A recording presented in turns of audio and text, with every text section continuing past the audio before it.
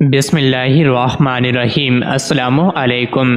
روزانہ واقعات سننے کے لیے اس چینل کو سبسکرائب کریں۔ ایک دفعہ کا ذکر ہے، یہودیوں کے کسی کے گھر شادی تھی۔ وہ لوگ حضرت صلی اللہ علیہ وسلم کی خدمت میں آئے اور عرض کی، اے محمد صلی اللہ علیہ وآلہ وسلم، ہم آپ کے پڑوسی ہیں، ہمارا بھی کچھ حق ہے، اس لیے ہماری درخواست ہے کہ آپ اپنی دختر فاطمہ رضی اللہ عنہا کو شادی میں شرکت کے لیے بھیج دیں تاکہ ان کی برکت سے عزم عروسی کی رونق میں اضافہ ہو۔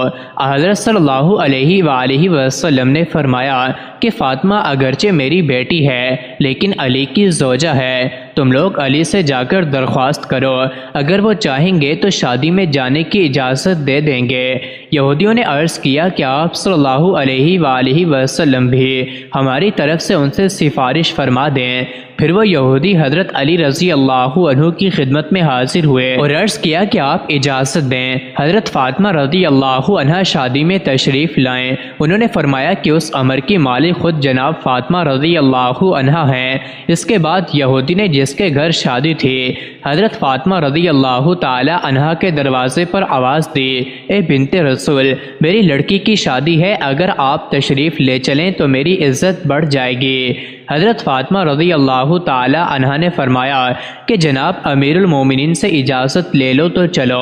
یہودی نے کہا کہ میں رسول اللہ صلی اللہ علیہ وسلم اور شیر خدا کی خدمت میں گیا تھا، سب ہی نے آپ کو مختار کیا ہے۔ حضرت فاطمہ رضی اللہ تعالی عنہا یہ سن کر متفکر ہوئیں۔ اتنے میں جناب رسول اللہ صلی اللہ علیہ وآلہ وسلم خود تشریف لے آئے۔ حضرت فاطمہ رضی اللہ عنہا نے فرمایا، بابا جان، یہودیوں کے ہاں سے آدمی آیا ہے، آپ صلی اللہ علیہ وآلہ وسلم کیا فرماتے ہیں، اس کے گھر جائیں یا نہ جائیں؟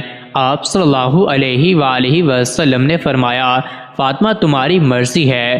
حضرت فاطمہ رضی اللہ عنہا نے عرض کیا، ابو جان، آپ کی بہت سخت توہین ہوگی، کیونکہ ان کی عورتیں عمدہ اور نفیس لباس و زیورات سے مزین ہوں گی، اور میرے پاس وہی پھٹے پرانے کپڑے ہیں جس میں جا بجا خرمے کے پیوند لگے ہیں۔ رسول اللہ صلی اللہ علیہ وآلہ وسلم نے فرمایا، اے بیٹی، اسی حالت میں جاؤ جو مرضی پہنو۔ چنانچہ سیدہ فاطمہ رضی اللہ عنہا جانے کو تیار ہو گئی۔ ادھر یہودیوں نے اپنی عورتوں کو زیورات و ملبوسات سے خوب آراستہ کیا، کیونکہ وہ جانتے تھے کہ حضرت فاطمہ رضی اللہ عنہا کے پاس لباس اور زیورات تو قطعاً نہیں ہیں، وہ تو اپنے پرانے پیوند لگے ہوئے لباس میں شریک شادی ہوگی تو سب کی نگاہوں میں سب کو حقیر ہوگی۔ ادھر اللہ تعالیٰ نے اپنی کنیز خاص کے لیے حضرت جبرائیل علیہ السلام کے ذریعے سے جنت کے ایسے ملبوسات اور زیورات بھیجے کہ جن کی مثل و نظیر دنیا میں نہ تھی۔ حضرت فاطمہ رضی اللہ عنہا کو زیورات و خلعت سے آراستہ کیا گیا اور کچھ دیگر خواتین کے ساتھ حضرت فاطمہ رضی اللہ عنہا روانہ ہوئی۔ کچھ حوریں دائیں اور بائیں اور کچھ پیچھے اور کچھ آگے روانہ ہوئی۔ اس شان سے سیدنا فاطمہ رضی اللہ عنہا کی سواری یہودی کے مکان پر پہنچی۔ جو ہی آپ رضی اللہ عنہا یہودی کے مکان پر پہنچی، تمام مکان آپ رضی اللہ عنہا کے نور سے روشن ہو گیا اور ایسی خوشبو پھیلی کہ دور دور تک محسوس ہونے لگی۔ یہ تجمل و وقار دیکھ کر تمام یہودی عورتیں بے ہوش ہو گئیں۔ تھوڑی دیر کے بعد سب کو ہوش آیا، مگر دلہن کو ہوش نہ آیا۔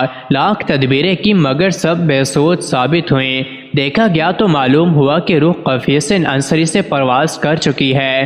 انن فنن شادی کا مکان ماتم کدہ بن گیا۔ حضرت فاطمہ رضی اللہ عنہا کو دیکھ کر بہت تشویش ہوئی اور فرمایا کہ اطمینان رکھیں، ابھی ہوش آ جائے گا۔ اس کے بعد آپ رضی اللہ عنہا نے 2 رکعت نماز پڑھ کر دعا کے لیے ہاتھ بلند کیے اور کہا کہ میرے اللہ، میں بنت رسول صلی اللہ علیہ وآلہ وسلم ہوں، اے میرے اللہ، میری عزت تیرے ہاتھ میں ہے۔ تمام لوگ یہی کہیں گے کہ سیدہ فاطمہ کے آتے ہی دلہن فوت ہو گئی، خانہ شادی خانہ غم بن گیا۔ کچھ دیر نہ گزری تھی کہ آپ رضی اللہ عنہا کی دعا قبول ہو گئی اور دلہن کلمہ شہادت پڑھتی ہوئی اٹھ بیٹھی اور کہنے لگی، میں شہادت دیتی ہوں کہ اللہ ایک ہے، نہ اس کا کوئی شریک ہے، محمد مصطفیٰ صلی اللہ علیہ وآلہ وسلم حق رسول ہیں، اور حضرت فاطمہ رضی اللہ عنہ ان کی دختر ہیں۔ آپ رضی اللہ عنہ مجھ کو مذہب اسلام کی تعلیم فرمائیں، اور اسی طرح سبق دل سے وہ عورت مسلمان ہو گئی۔ حضرت فاطمہ رضی اللہ عنہ کا یہ اعجاز دیکھ کر تمام یہودی مرد و خواتین مسلمان ہو گئے اور بڑے عزت کے ساتھ آپ کو گھر سے رخصت کیا۔ سارا ماجرا حضور اکرم صلی اللہ علیہ وسلم کو سنایا گیا تو یہ سن کر آپ صلی اللہ علیہ وسلم نے اللہ کا شکر ادا کیا۔ مزید ایسے ہی ویڈیوز کے لیے چینل کو ضرور سبسکرائب کریں۔